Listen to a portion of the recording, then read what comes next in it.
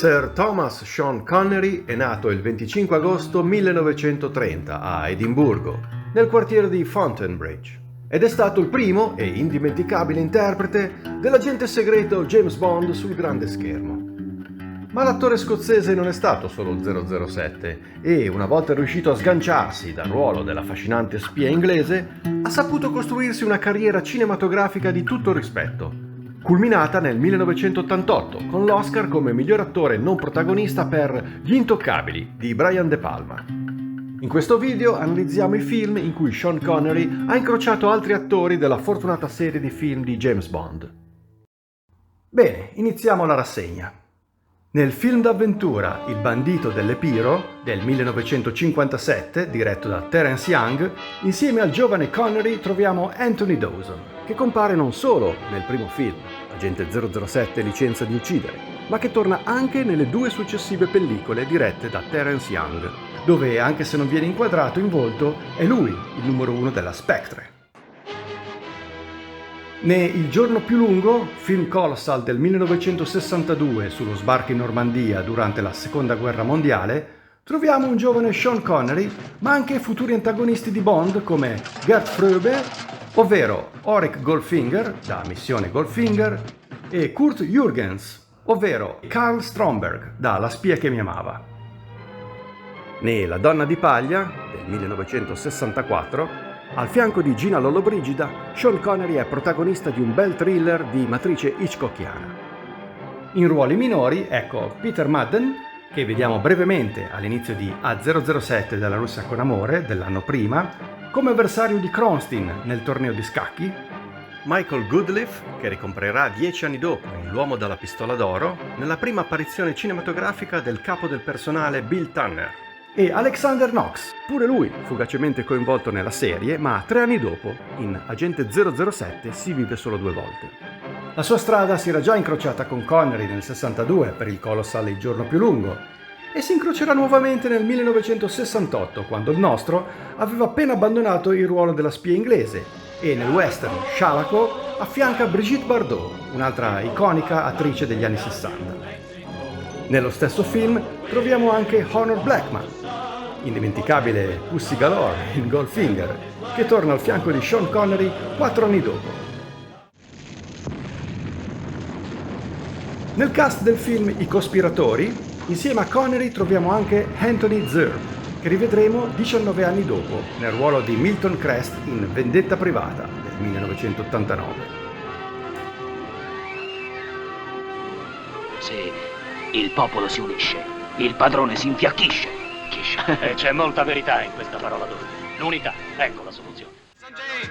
Christopher Walken, primo attore vincitore di un premio Oscar, assegnatogli per Il cacciatore, a partecipare a un film di 007, è l'antagonista Max Zorin in Bersaglio mobile, l'ultimo film con Roger Moore, ma aveva esordito sul grande schermo al fianco di Sean Connery 14 anni prima, nel poliziesco Rapina Record a New York. Questa è l'America, vedi quanto è bella, me la voglio mangiare. Nell'adattamento cinematografico del 1974 del giallo di Agatha Christie, Assassinio sull'Orient Express, il protagonista è Albert Finney, che interpreta il celeberrimo detective Hercule Poirot. Nel ricco cast c'è anche Sean Connery, che fa coppia con Vanessa Redgrave, all'epoca compagna di Timothy Dalton. Ritroveremo Albert Finney 38 anni dopo, nel personaggio di Kincaid, l'anziano guardiacaccia che custodisce la tenuta di Skyfall dei genitori di Bond, nel film omonimo. James Bond. Un ruolo che si vocifera fosse stato pensato proprio per far comparire Sean Connery nel film del cinquantenario della saga di 007. A metà anni 70 Sean incrocia nuovamente un paio di suoi rivali dei tempi in cui vestiva i panni dell'agente segreto. In Il vento e il leone del 1975 troviamo in una piccola parte l'attore polacco Wladek Szybol. Nel cast anche John Huston, che avrebbe diretto Connery in L'uomo che volle farsi re e che era uno dei 5 registi che hanno codiretto la parodia Casino Royale del 1967, in cui fa una veloce apparizione proprio Wladek Szybol. Ed abbiamo anche l'attore giordano naturalizzato britannico Nadim Sawalha, che 2 anni più tardi interpreterà Fakesh in La spia che mi amava, ed esattamente 10 anni dopo ricomparirà in 007 Zona Pericolo, dove sarà il capo della sicurezza a Tangeri durante l'attentato a Pushkin.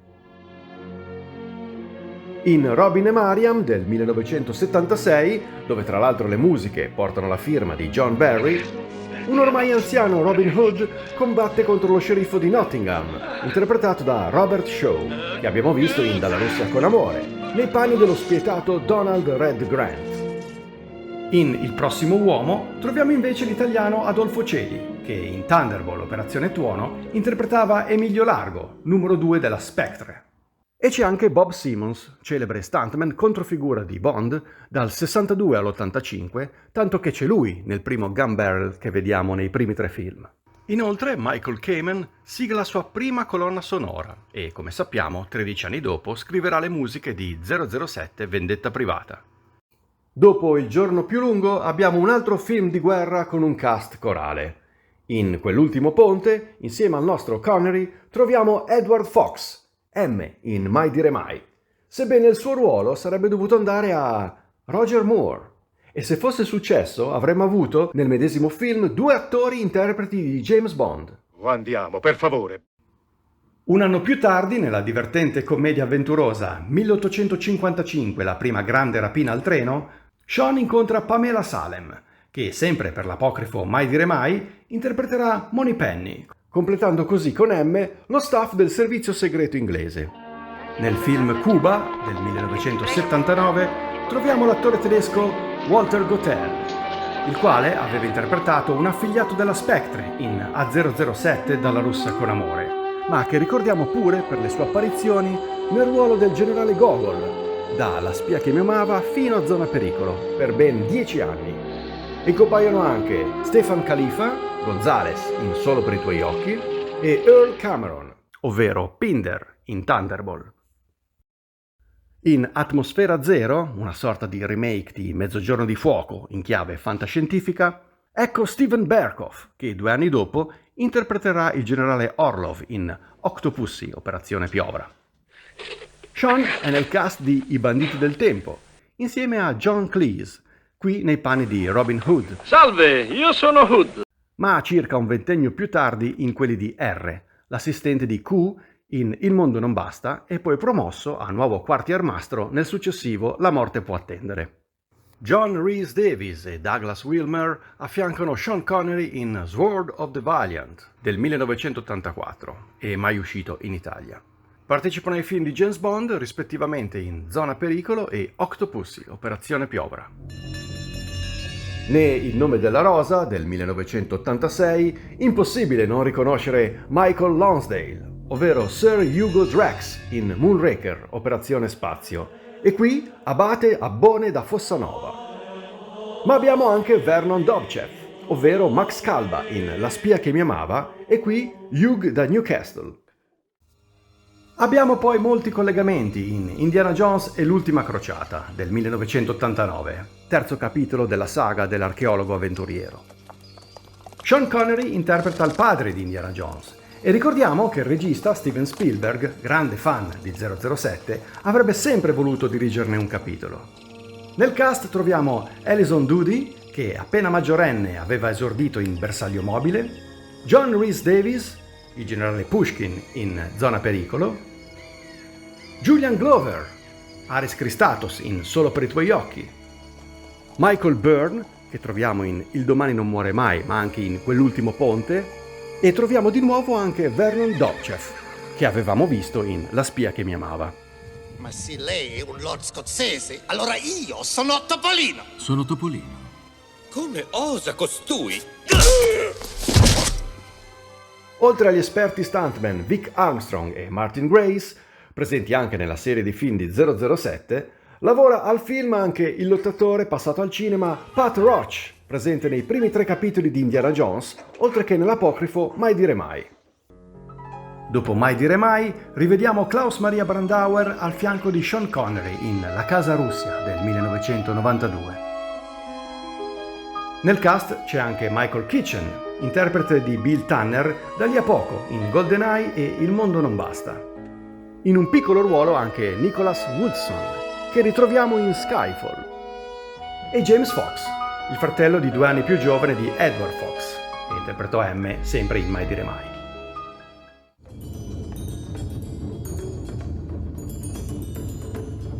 In Sollevante del 1993 troviamo Cary Hiroyuki Tagawa, già visto in Vendetta privata, 4 anni prima. Sanchez sta per portarci al centro delle sue operazioni. È da anni che gli sto dietro.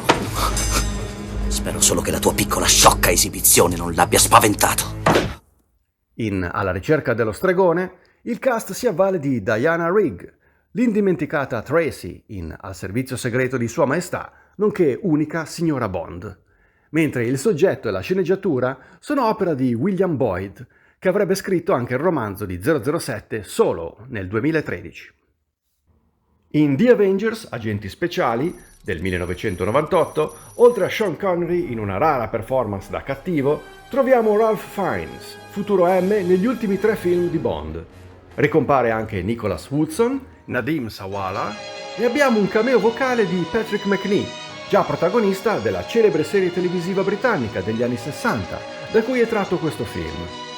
Macnee, grande amico di Roger Moore, lo abbiamo visto al suo fianco in Bersaglio Mobile e in altre occasioni che analizzeremo nelle prossime puntate. E così sarebbe questo il suo famigerato ladro d'opere d'arte, signor Cruz? A dire il vero non sembra molto pericoloso. Un altro attore di Bersaglio Mobile, David Yip, recita in Entrapment del 1999.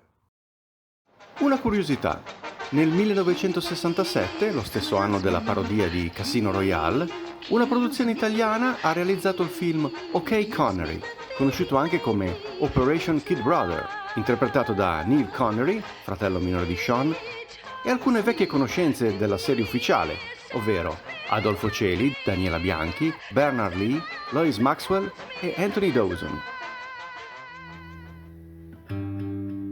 L'attore se n'è andato il 31 ottobre 2020, all'età di 90 anni, lasciandoci un vastissimo catalogo di film.